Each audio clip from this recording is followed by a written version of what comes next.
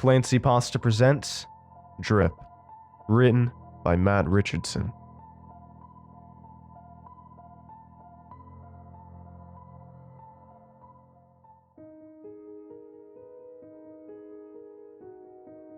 Everybody who is anybody in my small town could tell you about the disappearance of the Lecter family.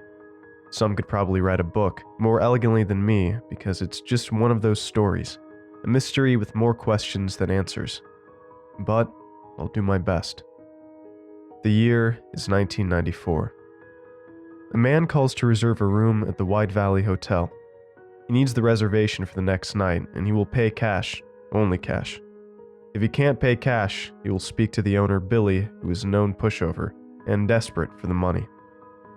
The man is specific about the room, number 13. No exceptions, no switches. He will require a king-sized bed and 2 twins, and a bottle of brandy wrapped in gift paper, ready to go on the dresser. He will also need towels for 4. The desk and service staff go about their preparations. The bellhop drives to the store and buys the brandy. The maids shuffle 2 extra beds in room 13. They clean and clean and clean again, because this is a new client and business is bad. Business is always bad in White Valley. The next day, the Lecters show up. According to the bellhop, the father appears educated. He wears thick horn-rimmed glasses which fit snugly over buzzed and graying hair. He is dressed in a brown button-down shirt with fresh ironed black slacks and polished shoes. The mother, decked out in a floral print dress, ushers the wailing children like braying sheep. The Lecters have 1 boy and 1 girl. Each are under 10 years old, and the young boy appears to be sick because his coughs and wheezes echo through the empty halls of the hotel. Numerous guests hear his hacks throughout the night. Mr. Lecter hands over an envelope. The sleeve is filled with money. He doesn't offer an explanation, and the White Valley staff doesn't ask for one. The clerk confirms the booking. The bellhop leads the family to their room. Number 13 is nothing extraordinary. On the surface, it looks like all the other rooms. A large and complicated armoire stores everything from extra power outlets to a mini fridge. There's a bathroom at the back, with a stand-in shower and a small coat closet beside it. An oak desk sits catty-cornered against the wall, and the king bed is decorated lushly with plush pillows, a fuzzy blanket, and prototypical cream-colored sheets and comforters. A small window on the west side looks out into the lake below. The room can actually seem pretty peaceful, considering the modern circumstances, if it catches you at the right time of day. The Lecters say goodnight. When the bellhop leaves for the evening, the father is perched at the desk with 1,000 papers spread out in front of him, and a fresh glass of liquor at the ready. Some folks assume Mr. Lecter is a doctor. Others swear he is a scientist. It really doesn't matter at this point, because the end result is the same. By morning, every single member of the Lecter family is gone. That's it. Gone. Vanished without a trace. The room is made up, the bags are gone, the papers are gone. The twin beds have small creases in the sheets, where the children must have sat momentarily, but the bedding itself is barely disturbed. The shower in the bathroom is damp. Somebody must have used it, but every other trace of the family dropped from the face of the hotel. The bellhop calls White Valley PD. Billy doesn't want that at first. He insists that the guests went out. Maybe they would come back, and then wouldn't they be furious, launching an investigation into something as simple as a breakfast trip. But he must know the argument is futile. His employees are worried. The boy was sick. The woods outside the hotel are vast and foreboding. Anyone venturing out that late at night in the 90s risks something serious. The police comb the hotel with a fine-tooth comb. Nothing turns up. They check the basement. They check the room. They check the property. They look into the name Lecter to no avail, and declare him more than likely a pseudonym. Soon the police are looking for the town's help, ridiculously, instead of the other way around. Stories about the family volley around town like a game of telephone. Some people say the Lecters were spies. Some people say they were in witness protection. But the one story, the most disturbing of all, and the one that sits in the forefront of every local's mind, even if they don't mention it, is that the Lecter family was murdered. The small town starts to lock their doors at night. A criminal investigation into Billy, the owner, begins a week later. The police traced the mysterious call and found that it originated from his cell phone. Officers moved to bring him in for questioning, but that night, a snowstorm slams White Valley. Billy is out for an errand, probably to stock the hotel with groceries, and he doesn't notice the finely packed ice holding up a pothole in the road. Treadless tires spin helplessly for traction. The front of Billy's station wagon catches a maple tree. The back half flies off the road altogether. Some folks say they could hear the impact from a mile away. The town ambulances rush to the scene. The police are hot on their trails, but both are too late. Billy Walker passes from his injuries on the side of the highway, and with him does the mystery of the Lecter family. Some people view the car accident as an admission of guilt. Billy must have known the end was near, so he hopped in his station wagon in the middle of a blizzard and did his best to hightail it out of town. He was running. He was a coward. He must have killed them. He probably dumped them in the miles of woods that surrounded his creepy little hotel. He always was such a weird-looking guy on the surface, and the crash confirms unreasonable prejudices for a lot of unreasonable people. Time passes without any fresh leads. The story becomes sort of a tall tale. They say that every small town has its secrets, and if that's true, none seem more fitting than the legend of the Lecters. The police closed ranks and withheld information. The details became warped over time. Some say Mr. Lecter was an astronaut. Some say he worked for the CIA. Nobody knows for sure, of course. It's all conjecture. But the truth rarely gets in the way of a good story. Certainly not in White Valley. Fast forward to today. The hotel still stands, though it is under different owners now. A nice older couple bought the place at the start of the decade. The Abbotts loved the historical relevancy of the old building. The hotel has its own stories, they insisted, a rich and complicated history that has nothing to do with the Lecters. The grounds were used by abolitionists, after all, and if it was good for them, it should be good for the brats of White Valley and their bastard out-of-town cousins. The Abbotts hire college kids, home from state, and high school students, because they know they can be paid less. There are a few guests here and there, but business is just as dead now as it must have been 20 years ago.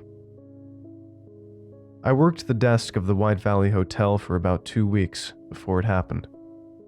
That evening, Mr. and Mrs. Abbott had some business to take care of out of town. Normally they would dedicate the night shift to an older guy named Jed, but Jed was sick, and the options for his replacement were few and far between. They settled on me begrudgingly because they knew I majored in hospitality and hotel management at university. I looked forward to the opportunity as a chance to hone my skills for the future. I barely even thought about the Lecters. At that point, most people my age forgot. We had 4 sets of guests staying with us for the night. Mr. Sloan was visiting his mother on Mott Street, but she only had 1 bed, so he elected to use ours instead. The Petersons were on a cross-country road trip, the Hinkies lost power in the recent storm, and Tommy and Sarah Meisler, a teenage couple from town, were looking to stay in the only alleged haunted spot in town, room number 13. I know what you might be thinking. Why didn't the Abbotts board it up? Why did they still rent it out? The answer is not as interesting as you might hope. Simply put, the police never asked them to, so they never did. Any tourism is good tourism.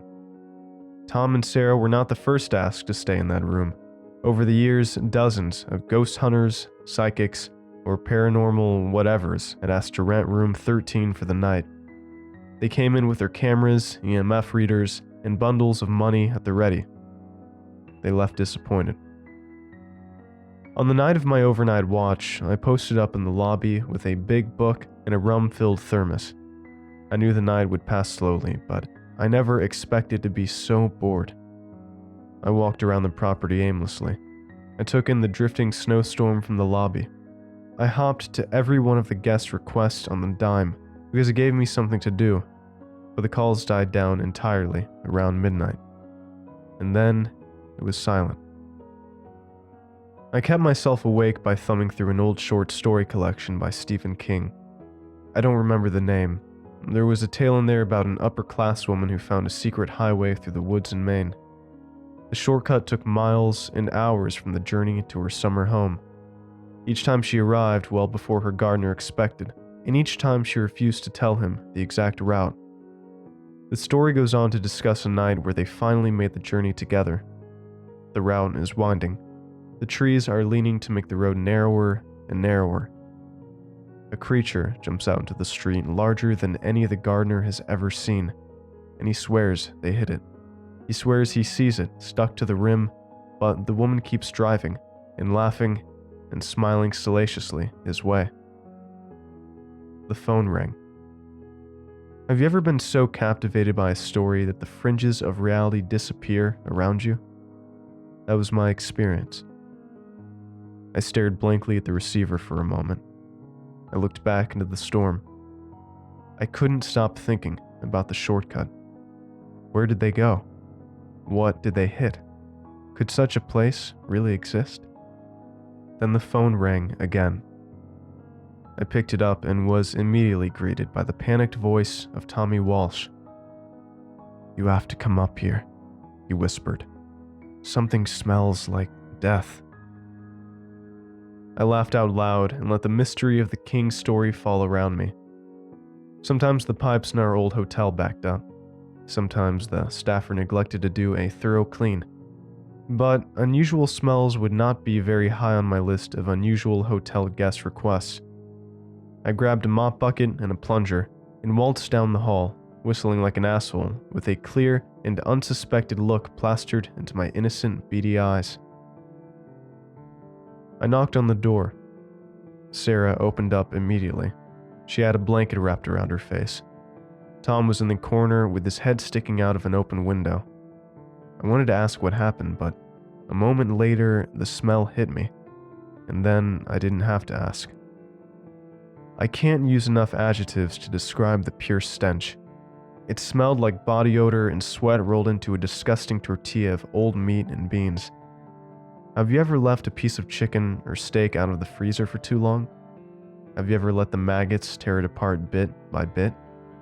Take that stink and add a thick layer of something inexplicably sweet on top of it. I couldn't get it out of my nostrils. The smell invaded my lungs. I turned to gag, and even then the rancid stench still stayed with me. "We noticed it before bed," Sarah stated. "We thought maybe just old pipes, but now..." I nodded and proceeded cautiously to the bathroom, with the plunger in front of me, brandished like a katana. Sarah paced behind me nervously, then she shook her head. "Not over there," she murmured. "Here." She pointed to the closet.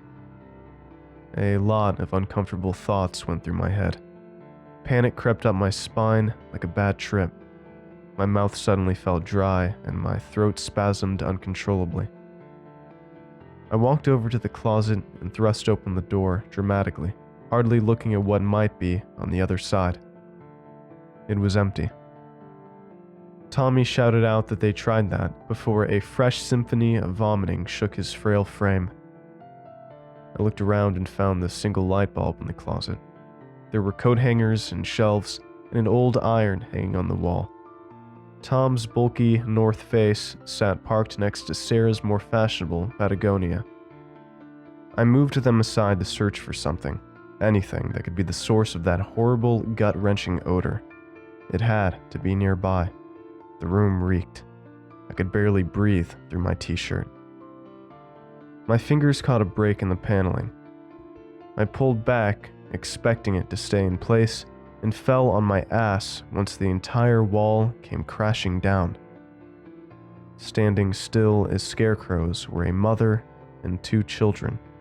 1,000 wires connected to batteries, skin, and other foreign devices littered every inch of the small enclosed space. I looked down at my hand and saw a sticky, gooey substance, and I couldn't figure out why. It was only when Sarah screamed that I noticed the horrible ball of wax sitting beside the children. Entrails and blood sat bundled together in a misshapen little pile of blood, encased by a dusty pair of slacks and a faded button-down shirt. Sitting on top of the ensemble was a distinct pair of horn-rimmed glasses. I couldn't stop staring.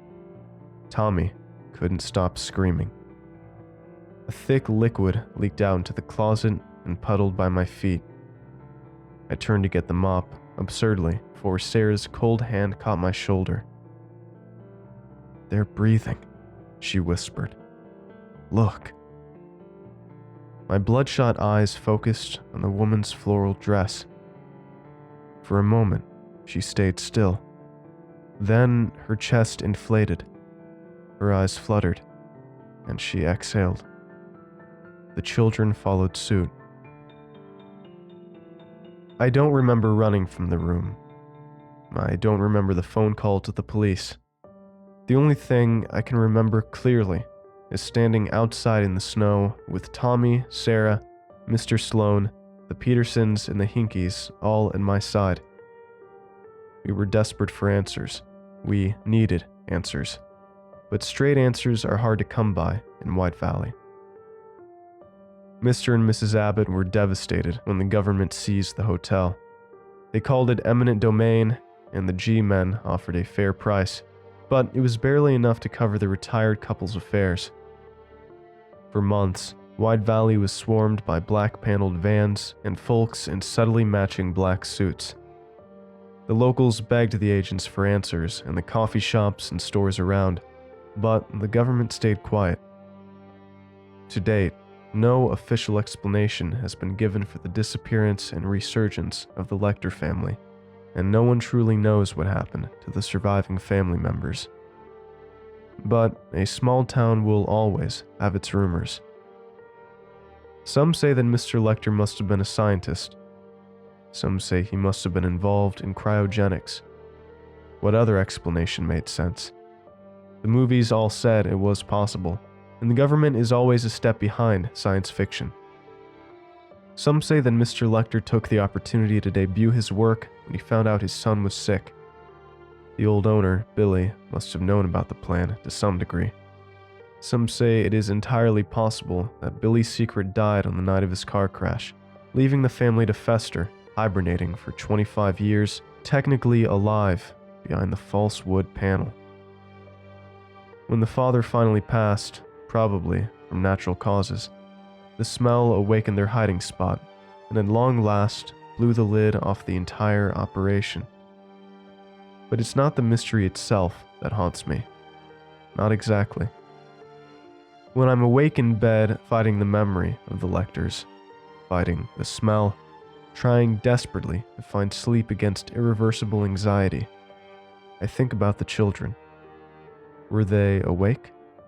Were they aware? I pray to God often, and I think about that question every time. What kind of God would allow the children to be awake? Because I cannot imagine any worse hell than being trapped in a closet completely helpless while the rotting fat and pieces of your father drips listlessly onto your shoulder.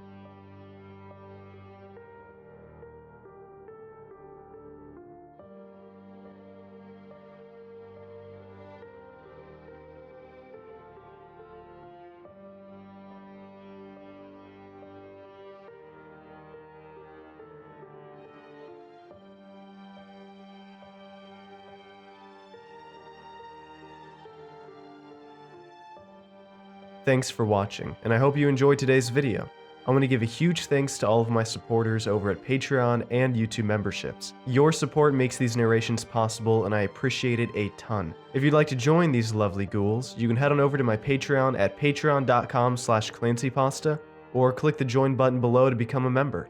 And if you'd like creepy cool shirts, make sure to head on over and check out my official merch store for some awesome tees, hoodies, stickers, and more. Alright, thank you all for watching, and I hope you have a great night. Cheers.